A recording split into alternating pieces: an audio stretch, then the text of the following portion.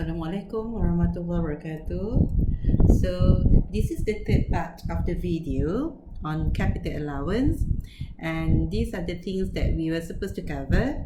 Okay, and previously in the previous video I was discussing with you on these items. We have currently done on these items. So in this video I'm going to continue with the hire purchase and the purchase of motor vehicles. Okay, so without any further ado, so let's take a look at this one. So when we talk about the hire purchase transaction, which is under the para 46 of Income Tax Act 1967, it is when a person incurs capital expenditure under hire purchase agreement, and by right, in terms of legal, okay, the owner will only have the full rights over the asset once the owner have made full payment. Okay, once dah bayar semua full payments, then the title of the asset will be passed to the owner. However, for accounting purposes, this asset will still be recorded, okay, as the owner's punya asset, and for taxation is going to be the same. Okay, that's why whenever you have asset purchased under hire purchase, you're going to still entitled for the capital allowance, but you can only claim on the parts, on the principal which has been paid by the owner. So as you all know, when you purchase asset under hire purchase, the amount, the hire purchase amount is going to be higher as compared to the cash price, because it will consist of two items, which is the principal and also the interest. The interest of hire purchase is actually revenue expenditure. When it is a revenue expenditure, it is deductible in arriving at adjusted business income. You can deduct the amount. However, the principal is actually a capital expenditure in nature. Therefore, it is non-deductible in arriving at adjusted business income. However, because the principal paid on the hire purchase of a motor vehicle is part of the QPE, therefore the owner can claim capital allowance on the amount of the principal that the owner has paid on the motor vehicle, which was acquired by means of hire purchase. So dia kata kat sini, as such the capital allowance will be available to him, to the owner. The initial allowance and annual allowance will be computed by reference to the deposit, and the capital portion here we are referring to the amount of the principal, okay, paid during the basis period. Generally, the initial allowance can be claimed in the year of installment unpaid if all of the conditions are met. Okay, it may be more than one basis year or basis period. Basis year or basis period is actually the same. So this is the formula. What is the hire purchase loan? Hire purchase loan is actually to take out the cash price money minus the deposit, assuming that the value of the motor vehicle is 120,000. 120,000 if we were to pay by cash. Okay, but we are not going to pay by cash. We are going to pay by the concept of hire purchase, by installment, but they need to put some amount of as a deposit ataupun down payment. So katalah dia bayar 20,000 deposit, so the remaining of 100,000, the business is not going to pay this by cash. This 100,000 is going to be paid by means of hire purchase. So this is what we call as hire purchase loan, 100,000. So the capital portion of the monthly installment would be the hire purchase loan, the 100,000, and we are going to divide it with the number of months. Let's say if the owner is going to pay the installment in 7 years, so you take up the 7 years times with 12 months. Okay, so you're going to get 84 months. 84 months. So if you were to divide 100,000 ringgit over 100,000 ringgit over 84 months. So the monthly installment, the principal will be 1190 and 50 cents. So this would be the principal that need to be paid. Principal there. Okay. For hire purchase, you are going to get the initial allowance and also annual allowance. Okay, and you just times with whatever principal that has been paid during that particular of year. Okay, so this is the seventh scenario. Assuming that on the 1st of May 2010, Mega Enterprise purchased a lorry under hire purchase agreement for its business purpose. The cash price was 58 ringgit, 50,000 ringgit. Okay, 50,000 ringgit. This is the cash price. The company agreed to pay 28,000. So the company has paid 28,000. The remaining, there are still 30,000 remaining. And this 30,000 for the deposit and monthly installment of 1,500 for 24 months. Meaning to say the company is going to pay this 30,000 over 24 months, over 2 years. So kita divide lah dengan 24. Starting from bila? 1 Jun 2010. The company closed its account on 30th September annually. Okay, so kita assume lah kata ini company ialah Sendirian Berhad. So dia punya accounting period tutup 30 September. Bila tutup 30 September, awak letak dulu 30 September 2010. And the business dia purchase yang ni start daripada 1 Jun 2010. So how many months are there? Ini untuk YA 2010. For YA 2010, from June until September, June, July, August, September, there are four months. And for YA 2011, it's going to start from 1st of October 2010 until 30th of September 2011. So there are 12 months. And now we are going to take a look at how we are going to do the computation.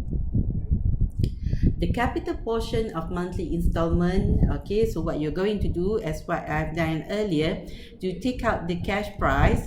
The cash price is 58,000 minus with the deposit of 28,000. It means that the hire purchase loan is actually 30,000 and they are going to pay it in 24 months. So the monthly principal would be 30,000 divided with 24. It's 1250 per month. 1250 per month. Okay.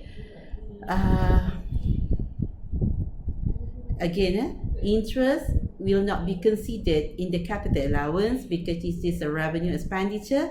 Dia boleh tolak. Okay, again, this is your net profit. I'm showing you the format of business computation of business income. Kita akan minus the semua benda tu, all the adjustment you are going to derive at adjusted business income. So the interest on hire purchase is actually deductible here. They can be deducted. That's why it's no longer eligible for any capital allowance because capital allowance is only for the capital expenditure. Tapi capital expenditure ni pun not all can claim. Dia mestilah yang ada status qualifying capital expenditure. So kita tengok kat sini, in 2010 deposit dia bayar 28,000. Installment dia per month, the principal amount is 1250. Dia bayar since June, okay, until September kan. June until September is 4 months. So times dia awak dapat 5,000. Combine this amount, you're going to get 33,000. So 33,000, we are going to give it an initial allowance and also annual allowance because this is a lorry, a motor vehicle. So 20%. So dapat ini, and the RE will be 19,800. So in year 2011, by the end of 30th September 2011, Dia buka 1 Oktober 2010. So there are 12 months altogether. These 12 months you times with 1250. 12 months time dengan 12 months time dengan 1250. So you got 15,000. So in this year the company again dia bayar lagi 15,000. So this 15,000 they just incurred it during year 2011. So this 15,000 is entitled for IA of 20% because this is the initial year that the company can claim 15,000. This is the year. Dia dapatlah 3,000. But what happened now, the amount that can be entitled for annual allowance, tadi 33,000, right? Now kita ada lagi 15,000. So you are going to combine these two and you're going to get 48,000. So this 20% we are going to times it with 48,000. Again, how do you derive at this 48,000? Because last year you have 33,000 and this year you have 15,000, so altogether it's going to be 48,000. Okay, 48,000. So this is the amount that you got. What about, let's say kalau kita nak di dalam 2012 pula.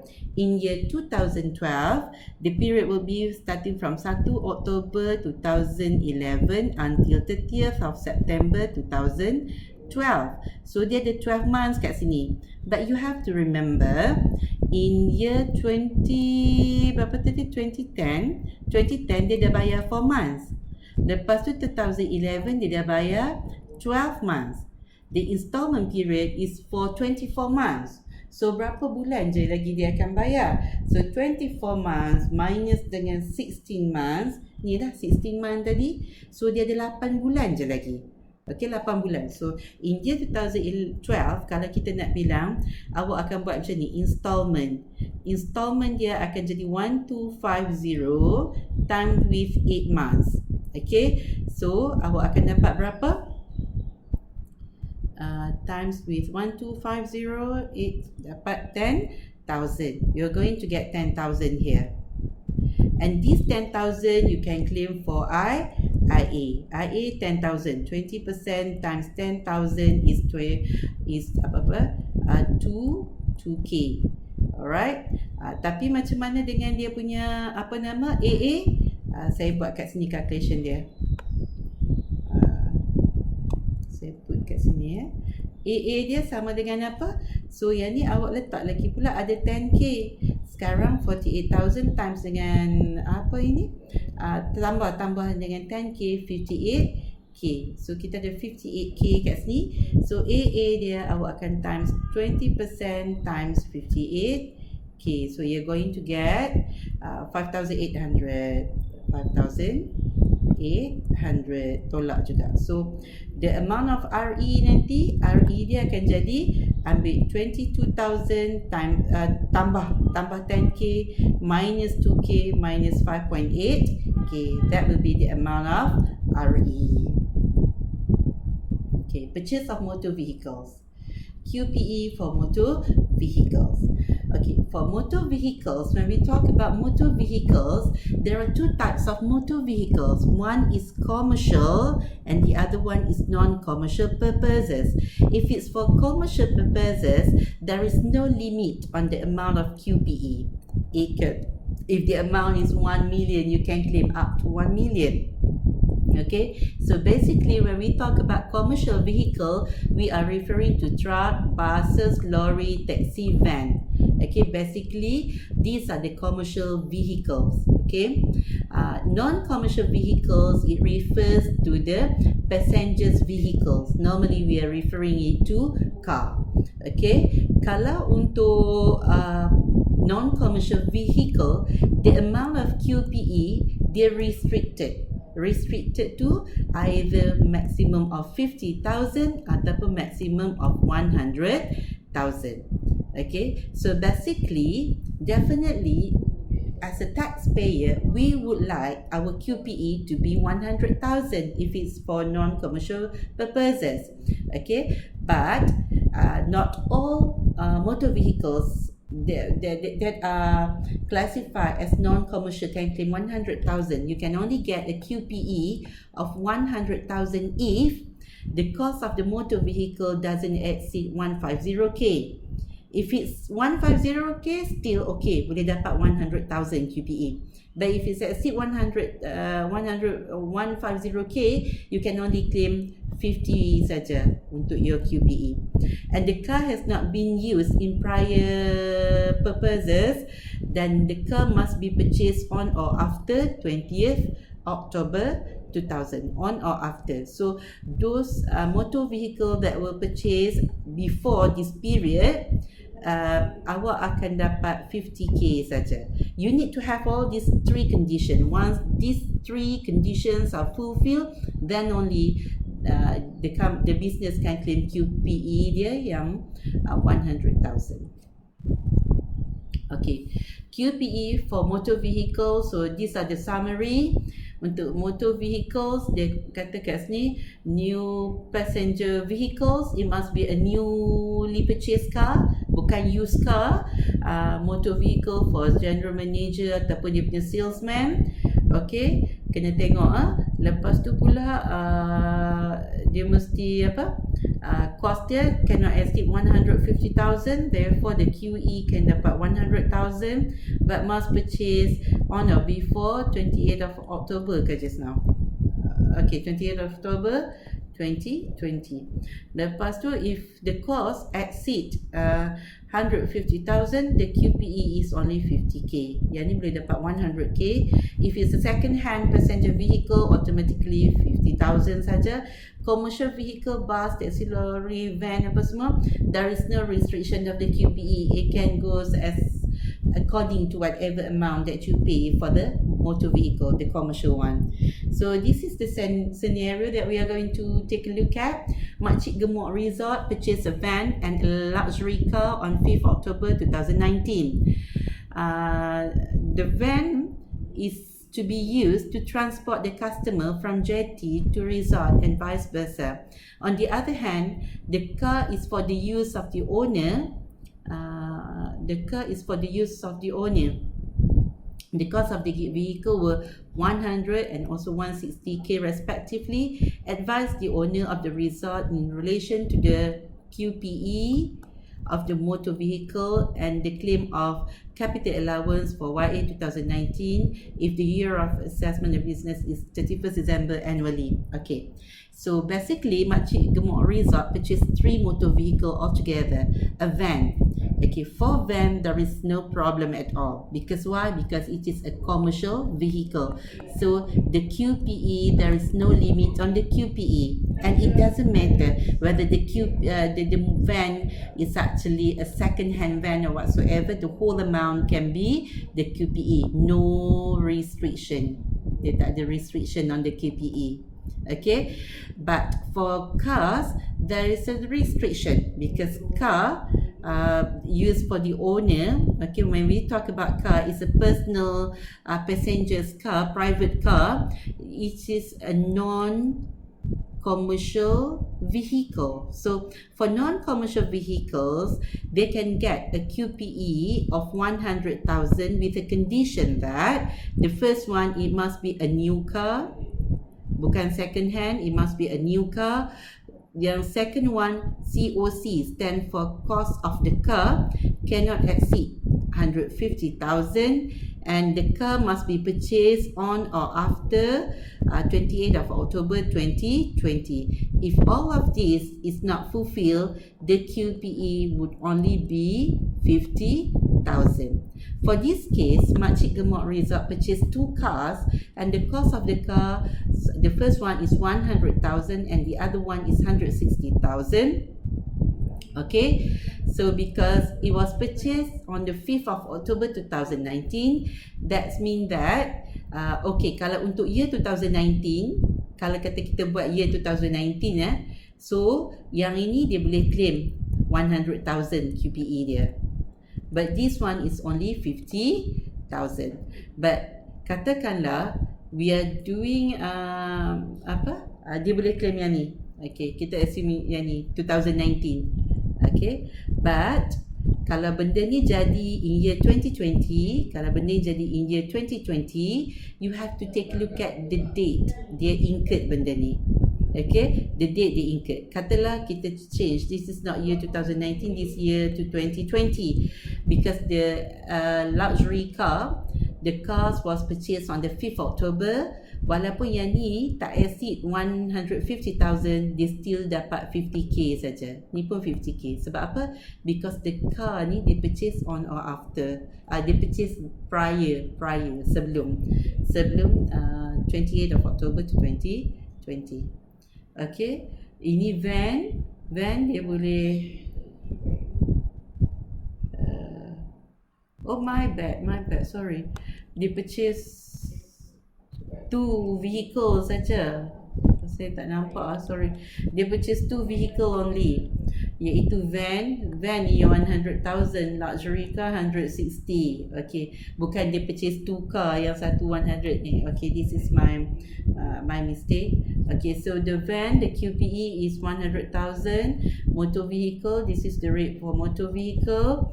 Okay, yang ni passengers vehicle, because the cost of the car exceed 150,000 and it was purchased after prior to 28th of October, so the QPE is restricted to 50,000.